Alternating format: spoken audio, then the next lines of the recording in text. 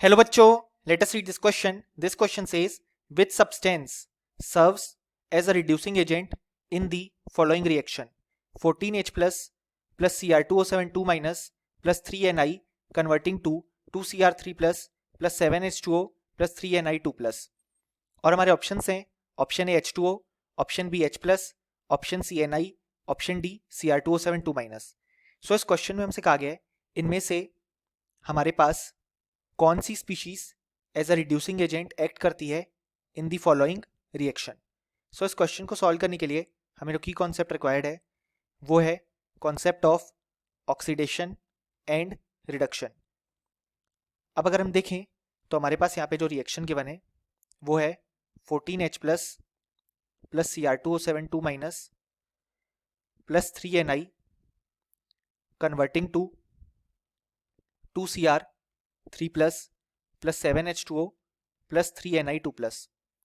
सो यहाँ पे अगर हम देखें तो यहाँ पे हाइड्रोजन का ऑक्सीडेशन स्टेट है +1, यहाँ पे क्रोमियम का है +6 जिसे हम फाइंड आउट कर सकते हैं. लेट अस से क्रोमियम का ऑक्सीडेशन स्टेट है Y.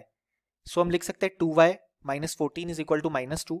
क्योंकि यहाँ पे ऑक्सीजन का ऑक्सीडेशन स्टेट है -2, सो 7 ऑक्सीजन के लिए -14 यानी कि Y की वैल्यू आ गई +6. यहाँ पे निकल का ऑक्सीडेशन स्टेट है 0 क्योंकि वो अनकम्बाइंड स्टेट में है. यहाँ पे क्रोमियम का ऑक्सीडेशन स्टेट है +3, हाइड्रोजन का यहाँ पे +1, ऑक्सीजन का -2 और यहाँ पे निकल का +2. सो अगर हम देखें तो जो हमें चेंज देखने को मिल रहा है वो मिल रहा है इन दी क्रोमियम ऑक्सीडेशन स्टेट, जो कि पहले था +6 अब हो चुका है +3, यानी कि क्रोमियम यहाँ पे रिड्यूस हो रहा है. देन अगर हम निकल की बात करें तो यहाँ पे निकल 0 से +2 ऑक्सीडेशन स्टेट में जा रहा है, यानी कि वो ऑक्सीडाइज हो रहा है.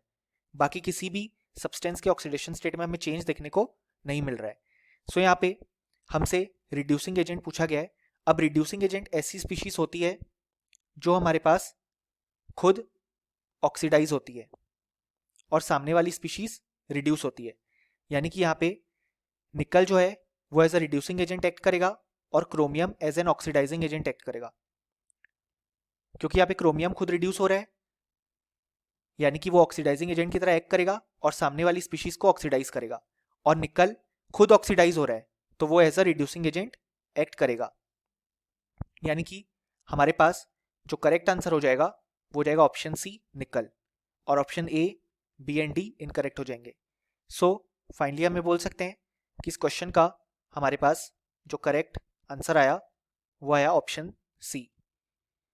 Hope you understood it well. Best of luck.